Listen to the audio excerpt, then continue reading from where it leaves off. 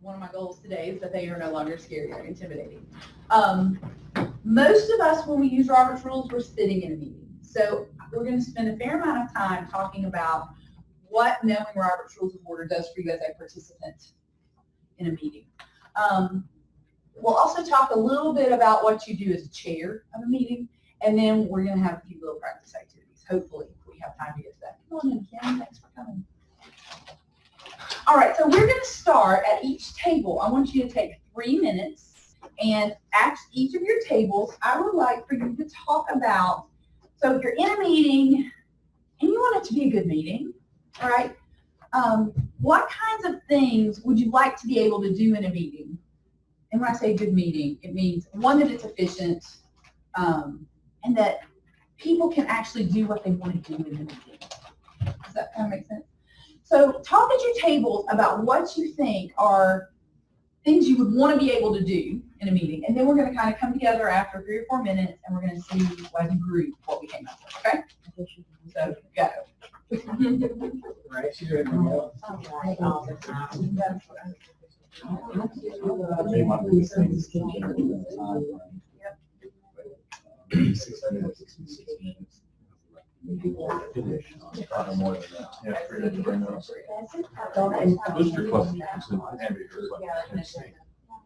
need to do them around standing. One of the things that our organization, I don't know how it is in others,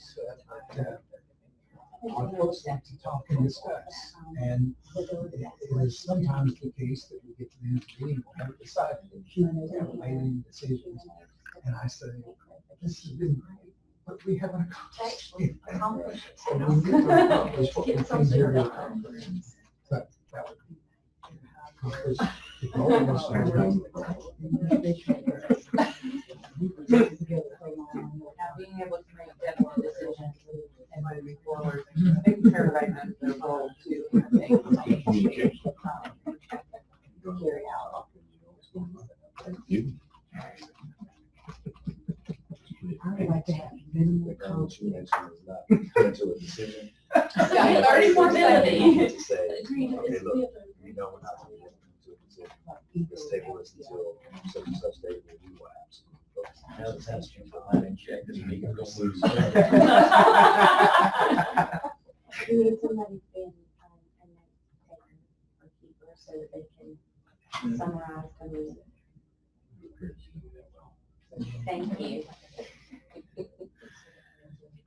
All right, I hear the discussion dwindling, so I guess that means that you have all come up with very extensive lists. So we're going to kind of summarize what you've come up with over here on the board. So who would like to share some, I mean, we don't have to go table by table, but tell me some things that you came up with. Diversity of the group, because if you have everybody that has to say their opinion, and we also wanted freedom. Freedom to speak or, Like your opinion. Okay. You're not going to feel judged in any way. okay. Now, so I guess up here, we might want to say that all voices are heard. I mean, I think part of our group, sometimes what seems to run into a problem is that if we put a group, and if it's an expertise group, it should be a group of experts in that. But if it really is a consensus type thing, and you put people who are all in the same area, their consensus is probably going to be very similar. Whereas if you did it diversity, you would get more option and opinion coming within that group to have more critical thinking. Other ideas? Stay within the time frame. Okay, so can we say efficiency? Sure. Okay. Accomplishing the goals of the meeting. Okay, that is not how one spells it.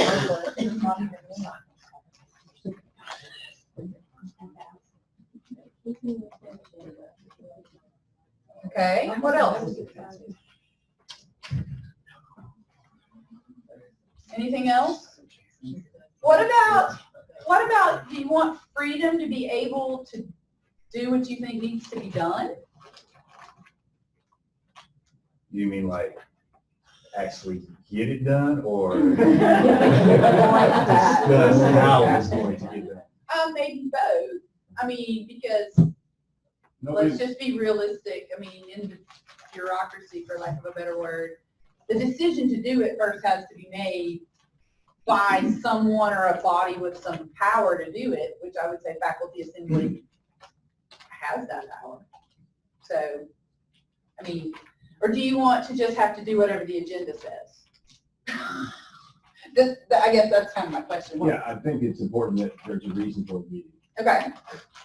Okay, well, that's, I mean, I agree. Well, that says accomplished goals. There Okay. needs to be a goal, there needs to be Okay. a reason. So that's keeping with the agenda, Okay, and then so, allowing There for needs to Q&A. be an agenda. But if you allow for Q&A, then you're accomplishing the second part that you were okay, speaking about. okay. I'm I'm just gonna saying put step up one. here, do will of the assembly.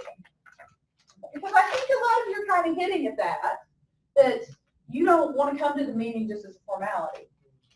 I mean, if we have to come on Friday afternoons, I mean, because I would rather be somewhere else, usually. I mean, not that I don't love you, and not that I don't think it's important, but Friday afternoon is not an ideal time. If I'm going to come, I don't just want to be there so I can sign my name. And it didn't matter. I mean, you could have sent a puppet in my place. Okay. I think you should have, we talked about this, I think you should have, healthy communication Okay. and, healthy communication, and we talked about, you can, for me, minimal conflict. We Okay. can agree to disagree. Why don't we say deal with conflict appropriately? If I can be incredibly transparent, which folks know what you see is what you get. Sometime when I sit in our faculty meetings, and I hope nobody is offended when I say this, I feel like I'm at an African American Baptist church business meeting where folks just show up. Done that. Been there, done that. This may, I may not be able to deal with all these problems today, everyone. I'm just gonna say. I'm just saying, sometimes I feel like I'm in a church meeting. Lots of times when you're in, it's been my experience, when you're in a meeting that after all is said and done, more gets said than gets done. That's true. Now, I am only here to deal with Robert's rules, okay? I cannot solve all structural issues of what happens after a meeting. However, I think that the tools that we're going to learn today will help us to be able to actually move forward in a way that, one, everyone is on the same page when we leave in terms of what happened. Because sometimes I think we may leave faculty meetings and think, what just happened? Like, I don't even know what we voted on. Because if you don't know what you voted on, how are any of us going to hold the people who actually do those things accountable to do them? Okay? So these are some of the things we are going to learn today. Again, we're not saving the world. We will do that next retreat. Okay? So, a lot of the reasons that we use Robert's rules are echoed in some of the sentiments that I heard from you. We need order. We also want this to be efficient. Now, all meetings are not Friday afternoons. I mean, there are other meetings that we're all a part of that are at other times. But we still need it to be efficient because we have somewhere else to go. We do not have all day for this meeting, and we need to accomplish some things and then go teach a class or meet with students or whatever it may be.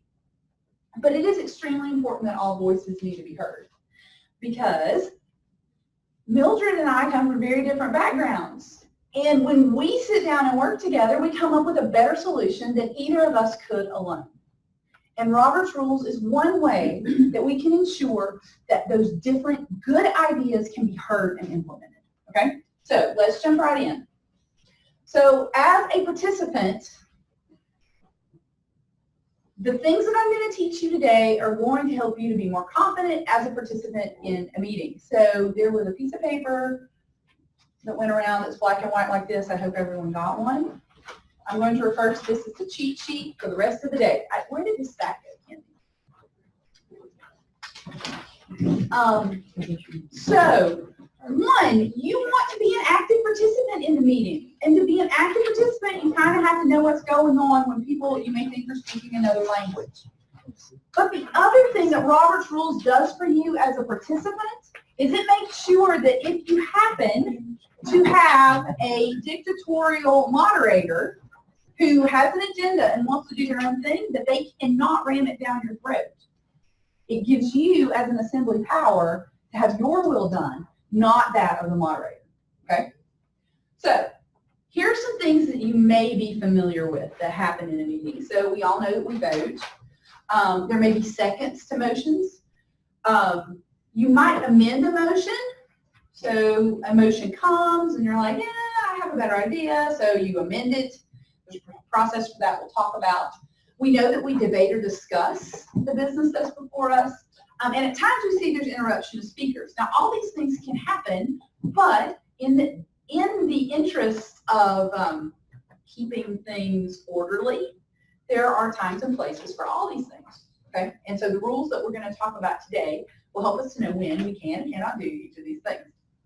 All right, so on your cheat sheet, you have classes of motions, okay? So I'm going to go over the overall classes, and then we're going to dive into each one of them, all right?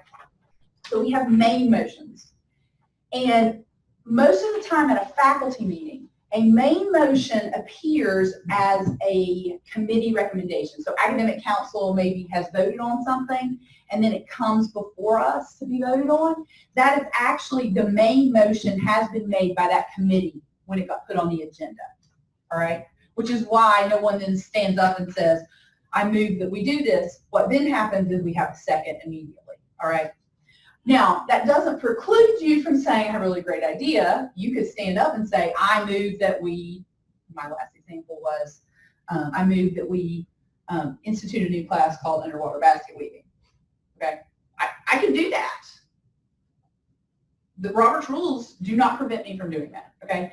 Now, no one may second it, and at that point it goes away. But if somebody seconds it, we debate it, and we move forward. Okay? Because guess what? I believe that we all have good ideas that could be brought forward as motions that are better than underwater basket weaving that deserve time at a faculty meeting, and that they should be discussed and could be brought to the floor without having to go through some process of getting on the agenda. Now, I may get in trouble for that. That's just my opinion. Robert's Rules says we can do that. I don't know if SWU rules say we can do that. Yes, Kim. My understanding is that's been the tradition here, that any faculty member can introduce a motion from the floor. Okay. So there you go. Is there a specific time within the meeting that can be done? So like if we're reviewing old business, it has to wait until we get to I think it would need to wait till you get to new business, but I don't know if there's a specific rule that would say that. Okay, so that's main motions. Now, number one, please do not stand up and say, I make a motion to. Okay, that is very bad form, bad form, bad form. You want to say, I move that we institute a class called underwater basket weaving. Okay?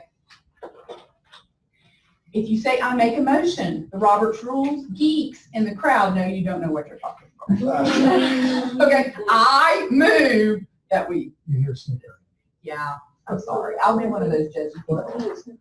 Especially because I told you. Don't do that. Okay, now the other three groups that you might not know as much about, all right? We have subsidiary motions, which basically do things to the main motion. We're going to go over what those are in a minute. We have privileged motions, and we have incidental motions, all right? So let's jump into what each one of those groups do, all right? First, we have subsidiary motions. So the most commonly known subsidiary motion is an amendment. So let's say that I stood up and I moved that we institute underwater basket weaving. And let's say that Jeff was like, ooh, new class. I don't want underwater basket weaving. I want scuba diving. So Jeff could stand up and say, I move to amend the main motion that instead of underwater basket weaving that we start a class called scuba diving. Patty seconds it. Well, if that happens, I as the chair need to say, we now have before us an amendment to the main motion. It has been seconded. And as you can see on your sheet, an amendment, what can we do to an amendment? We can debate it. What else can we do? You can amend it. We can amend it. So I would say we have before us an amendment to institute a class called scuba diving. This is debatable and amendable. The floor is now open for discussion. Okay. Amber may hate scuba diving. So she's like, I move to amend the amendment that instead of scuba diving, we start a class hiking. Maybe, I don't know. 18 seconds. Okay, well now, we have before us an amendment to the amendment. If you're the chair, you might want to have a pad of paper so you can write down what's happening, so you can keep it straight. This is debatable and amendable. Is there any discussion? Okay, so we discuss, we vote. This is majority vote. When we vote, the chair needs to say, we are voting on the amendment to change, to institute a class called hiking. We vote, let's say it passes, okay? Now we need to go back to Jeff's amendment. We now need to vote on the amendment to the main motion. We institute a class called hiking because her amendment changed his from scuba diving to hiking. Okay, let's say it fails here. So it doesn't pass. We debate again, okay? It doesn't pass. We still need to go back to the main motion of underwater basket weaving. So when this one fails, now before us is underwater basket weaving. And we debate and then we vote. Okay, does that make sense? So amendments, you can amend anything. All right? What happens when the assembly doesn't follow the rules? Oh, we're going to get there. We're going to get there, I I promise. see none of these that require only one person to object and that stand for the entire. Well, you may have house rules, okay? So if you have house rules, and so one of the things that we saw as a house rule was that if one faculty member, like if a piece of business that you haven't really seen and had time to think about is introduced in the faculty meeting, and the vote is called for, but you're like, we don't have time. House rules, if you will, is that if one person says, I really want more time to think about this, we don't have to vote because it's a house rule. Where Now, are these house rules? That's a great question. I don't know what those are. And I'm not the best person to speak on the house rules. What I will tell you is that some of those same I'm going to talk about Robert's rules. Some of the same moves are there, but really that's just a privilege that as a faculty we're saying, okay, if you're not comfortable with it, in the interest of hearing your voice, we'll have grace for you and we'll put this off to another meeting. So ask Paul Cinnamon. He knows what all the house rules are. I don't know. And he's not here. Okay, but we are going to get to some of those. It would be nice if they were in the faculty handbook. It would be nice if they were somewhere, anywhere. Okay, commit or refer. Let's say, for instance, that there's an amendment for underwater basket weaving, or there's a motion for underwater basket weaving, and you have all these questions. Where shall we hold a class like that? Do we even have a place? Who can teach that class?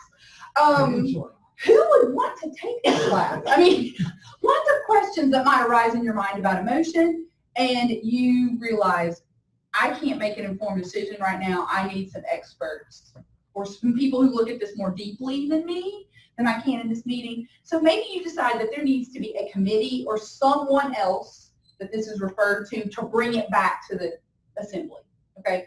So you might move to commit or refer a motion elsewhere, okay? Now that doesn't mean that faculty never is going to see it again. Basically then it's going to come back as a main motion from the committee, whatever their findings are. All right, does that make sense? Okay, previous question. Let's say that it is now 4:45 on Friday and we have been talking about underwater basket weaving for an hour and you are sick of it and you really just want to move on, but people are still talking about it and you're kind of done for today, okay? So, and you kind of look around the room and you think a whole lot of people agree with you, that you are not the only one who is tired of this discussion. You can call for the previous question. And in that case, it closes debate on whatever motion you're talking about, and you have to vote. Okay, now in this case, you have two votes. So let's say that James is really sick of talking about underwater basket weaving, and he calls for the previous question. At that point, the chair says, we've had a call for the previous question. You have to have a second. It says on your little cheat sheet. So somebody else besides James has to say, we're done talking about this. But then we call for a vote. This requires a 2/3 majority. clarification, this is a vote on closing debate, Correct. not on the original motion. Correct. So you actually end up voting twice in succession. So we vote on the previous question. If it has 2/3 support, 2/3 of the assembly says, yes, we're sick of talking about underwater breastfeeding. If it passes, the chair should then say, we are now voting on the main motion to institute a new class called underwater basket weaving. There can be no debate, okay? So there was no debate on calling the previous question. We're not going to talk about whether we can still talk about underwater basket weaving, okay? At this point, we're saying we're done talking about underwater basket weaving. If it passes, we're done talking about underwater basket weaving. We're going to vote, okay? Except for when someone wants to trump that with the House rules. But the House rules are still basically pushing it out too. I mean, I understand. Here's what I would say though. My take is that if we all knew these rules better, we wouldn't need those House rules so much because we would be able to dispense with it appropriately with Robert's rules. But I can't guarantee that either. Now, my favorite two motions. I don't know why, they just make me laugh. We can vote to postpone definitely or indefinitely, okay? So let's say instead of House rules, or somebody wants to object to House rules, maybe you say, okay, fine, I'm just going to vote to postpone it definitely. I want to talk about this at the next meeting. I need time to think. It still goes to a majority vote. So if enough people say, yes, we want, let's put it off, you can do that. Now, let's say that you think that this is all ridiculous and underwater basket weaving is a waste of all of our time. You can vote to postpone indefinitely, and if that passes, it kills the motion. It goes away. We are never talking about it again unless somebody else makes a motion to have underwater basket weaving. Okay? Does that make sense? Now, all of these are not just one person speaking up. They require either a majority vote or a 2/3 majority of the assembly to agree, and that is parliamentary. There is no rule that says that you cannot have a cheat sheet to know what you should or should not do, okay? So that's why I gave this to you. All right. We also have incidental or privileged motions. Now, most of these, if you look on your sheet, allow you to interrupt a speaker. And when we say interrupt a speaker, what should happen is the chair is a moderator, okay? The chair does not move or make a motion. The chair does not second. The chair does not discuss, okay? The chair is there to make sure the meeting runs efficiently. So, it is perfectly okay for the chair to say, like Jen Woods was in here last time, to say, Jennifer's going to come talk about, to give us a little more context on Faculty Senate's discussions on this motion that they brought before us today to vote on. That's fine. Now, there's two ways to do that. If the intention is for Jennifer to chair the meeting, Jennifer can't give information about the motion. Jennifer is now the moderator, and she is to recognize other people who want to speak only, okay? But if she comes up to the microphone just because that's where the camera is and the Zoom participants can see what's happening, and the rest of the assembly can hear her, she doesn't, just because you're standing at the podium doesn't mean you're the chair or the moderator of the meeting. That's an important distinction to make, all right? So you might have people come and do that for discussion's sake. But if you're the chair, you can't do any of those things. The only thing you do as a chair is you, to the best of your ability, follow these rules, be responsive to the assembly, and in the event of a tie on a majority vote, you're the tie-breaking vote. That's the only time you vote. Okay? Does that make sense? I'm a little concerned, No, go ahead. just because I am chairing the committee for the first time ever this year. I'm just a little concerned about saying within those rules, since so many of the things that we will discuss are things that I'm directly fall on me. So, Like spring musical or Sure. things, to not even be able to participate in discussion, I feel like is weird. well, here's the thing that could happen. So just because you're chair of the meeting does not necessarily mean that you have to moderate the meeting. So you might ask another member of your committee to actually do the moderation piece. I will tell you that I chaired the Research Compliance Committee for 6 years. We basically followed Robert's Rules of Order. And there were times that we were talking about things that directly impacted me. Now, depending on what it was, sometimes I felt like, okay, I need to not vote, and I would maybe excuse myself from the room or not discuss. But in other cases, it was a more loose application of Robert's Rules, so it wasn't like I had a gavel and I didn't stand there. We sat around a table and it was very collegial. But when we had motions and dispensed with business, we did try, oh, we need a motion, we need a second, do we need 2/3 majority on this rule, on this particular vote? And I think that becomes kind of dependent on your committee structure and what kind of business you're conducting, if that makes any sense. Ken, did you have something? And Robert's Rules of Order become more important in larger assemblies. Right. So I would say as a committee chair, one, you could take the route of asking another member of the committee if they would be comfortable being the moderator. Or you could kind of discuss at that first meeting, how do we want to conduct business? As we do official business, we can use Robert's Rules, but do we want to be, how I think, married to this structure do we need to be in our particular setting? Okay, does that make sense? Okay, so these incidental or privileged motions usually are the ones that trip people up the most because when they get used, people have often never heard of them. So a parliamentary inquiry might be that you're like, there have been no seconds, and we are not following any of the rules, and the moderator is doing whatever they want. I don't like it. So maybe you want to say, excuse me, did we get a second on that motion? Or I have a parliamentary inquiry, okay?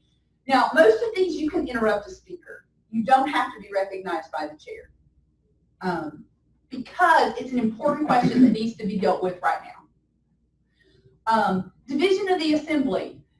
Maybe you think all the no's, there were more no's, but they spoke a lot more quietly than the yeses, and so you really want people to stand up or raise their hand or even have a secret ballot vote where we can count who was yes and no.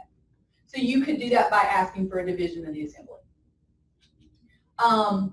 Point of order, you might say, I raised you a point of order. We didn't get a second for that motion. I don't think that that's ever happened, but it could happen.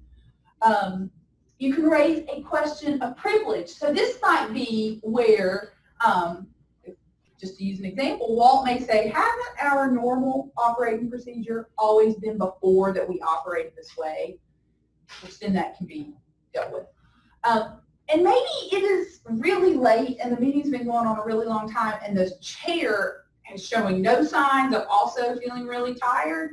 And you need a bathroom break. So maybe the whole group needs a bathroom break. You can ask for a recess for that. Now, somebody asked earlier, can the chair have a recess? Like the chair looks out and says, okay, I've totally lost them all and we have 3 more things to vote on.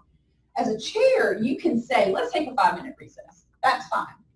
But if the body wants to have a recess and the chair is not seeing that, you can move for a recess, a 5 or 10-minute recess. Okay. Now, for all of these things, you will see that it will tell you, A, can you interrupt the speaker? You have to be recognized by the chair to do this. And for these, it is all no. You don't, or it's all yes, I'm sorry. You can interrupt. Except for a question of privilege, I think. No. Parliamentary inquiry, division of the assembly, point of order, raise a question of privilege. You don't even need a second. So if you don't think that the vote outcome has been counted appropriately, you can ask for division of the assembly, and the chair should then move immediately towards counting the votes. And if they don't, in other words, the rules are not followed, what's the next procedure? Oh, that's such a good question. I've never been in a situation where that didn't happen. I think if that does, so let's say that somebody calls for division of the assembly and it doesn't happen. I think you would probably next ask for a parliamentary inquiry. What are the rules? And then probably a point of order where you're requesting the rules to be followed. Now, if we get to the point that we have got to a point of order and the moderator of the meeting says, oh yes, this isn't debatable, but we're going to debate it anyway, I think that we're just going to have mutiny as a faculty. I mean, I don't know what happens next. But, you know, you can go through these moves. And hopefully, at that point, someone will say, the moderator will say, oh, you're right. I'm so sorry. Let's get back on track. Okay?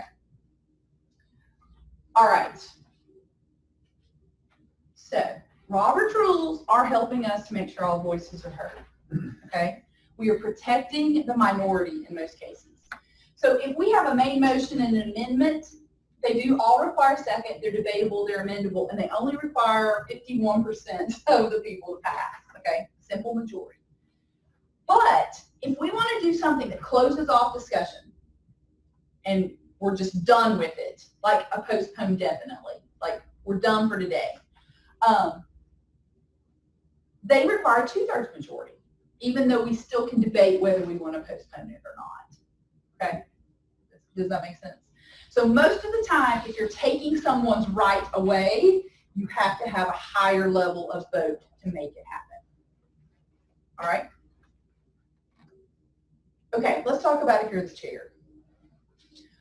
It is your responsibility to maintain order of the meeting, although I cannot really think of a time where it got really, really crazy and we were totally out of control. But depends on how you define out of control.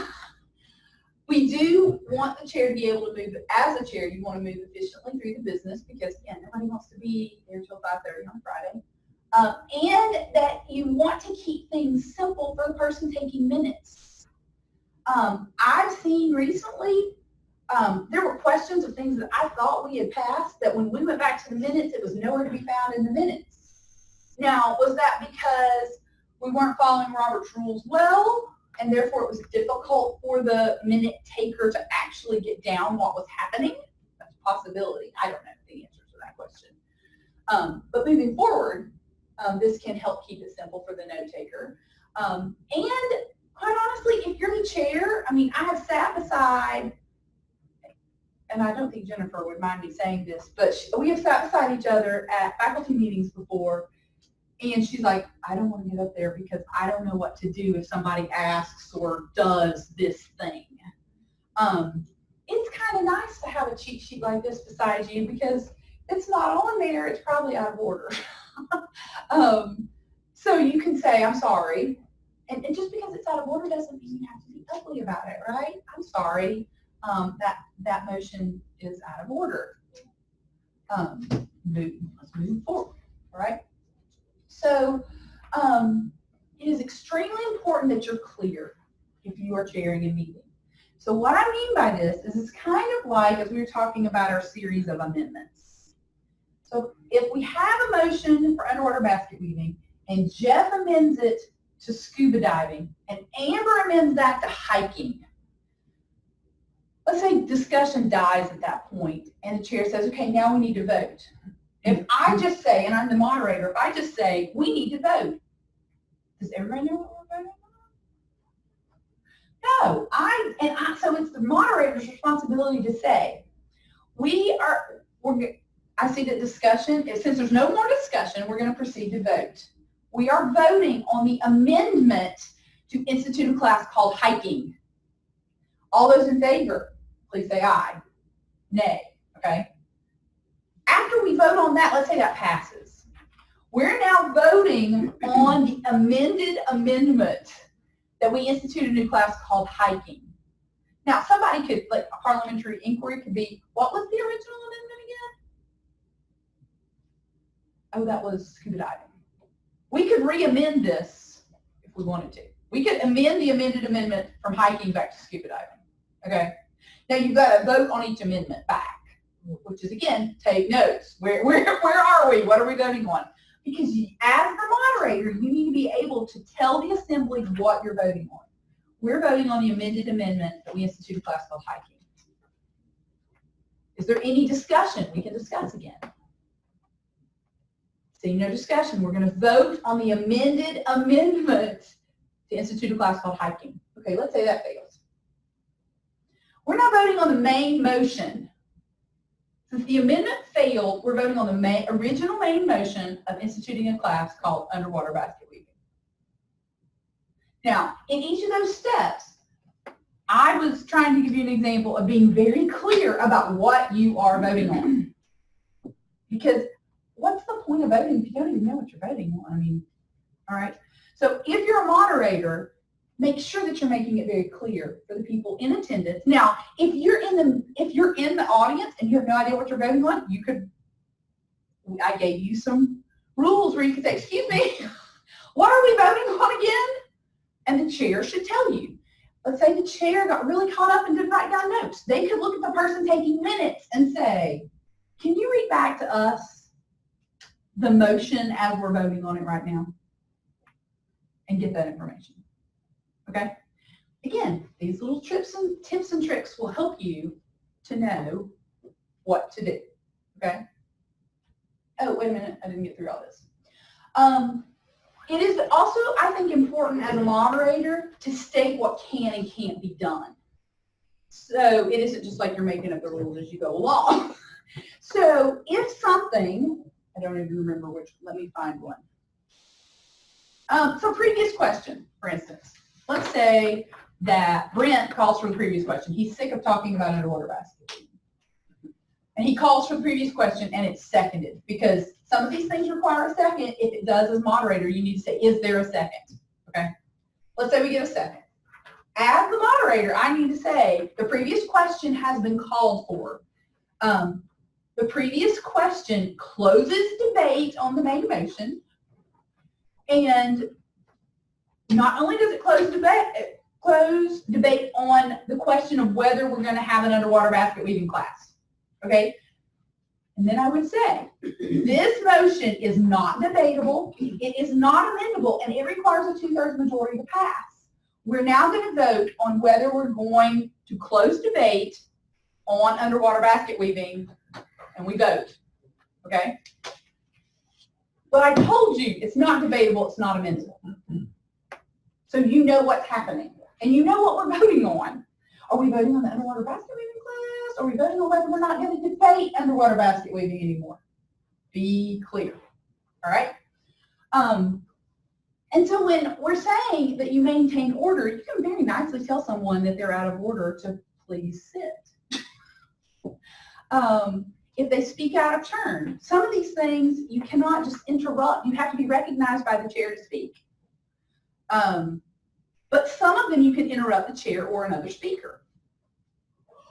Is it permissible as the moderator to impose a time limit on debate? Not so much debate, but Right. individuals that are making comments, can we impose a time limit on them? I don't know what, I think that falls more under a house rule kind of a question. I don't think that Robert's rule specifically speaks to that. Ken, do you have more information on that question? I was just going to say, in many practices, sometimes when it comes to a particular matter, someone will propose that they limit the debate to a certain amount of time. That itself is a motion that's voted on, and then if it's passed, everybody follows that. Now, And then the moderator enforces it. right. So let's say that we say we're going to limit our debate to 20 minutes. Let's say that we amend the main motion that we're only going to talk about this for 20 minutes, for instance. Let's say we get to 20 minutes and we realize, oh my word, we have more questions than when we started and we are nowhere ready to vote on this.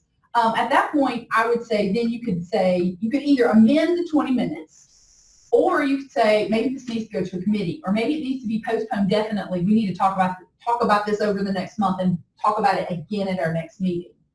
You know, to me, that's one of the nice things about these motions is that it gives you different ways to deal with stuff that isn't just you have to vote on it now. Which again helps with allowing everyone's voices to be heard. Now, again, it also gives you ways when you think, okay, we just need to be done with this. Like, nobody's going to change their mind at this point. Everybody's made up their mind what they're going to vote. Let's just vote if it passes or fails, whatever. But we also have there's a way to deal with it that way as well. So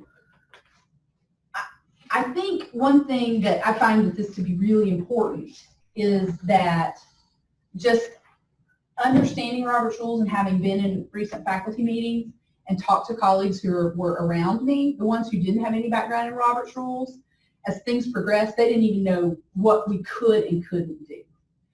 And I think one of her goals in asking me to do this was that we all have a greater comfort level in what is permissible, because faculty assembly has rights and power.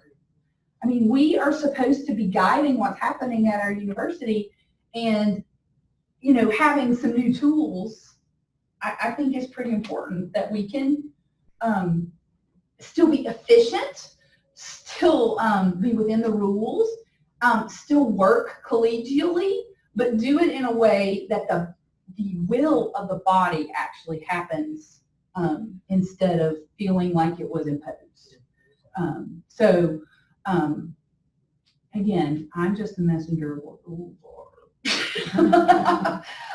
Now, a lot of you may know this, I'm not going to be around much this semester, at least until October 24th, when I submit my dissertation to my committee, which really might happen. I'm kind of excited.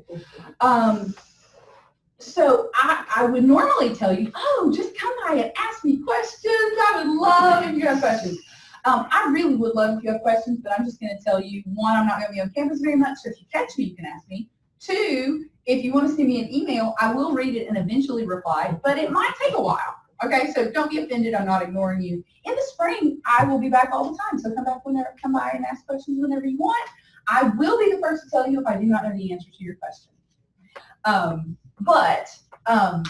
You know, I hope that this has given you some new information, some tools to use that will hopefully allow all of our voices to be heard. And I think that's so important, because we all have such great diverse perspectives that when we all can work together, we can make anything better. We can end up with a better product than if it just came from one person. So that's kind of my goal in all this. Can we thank Staci for presenting today?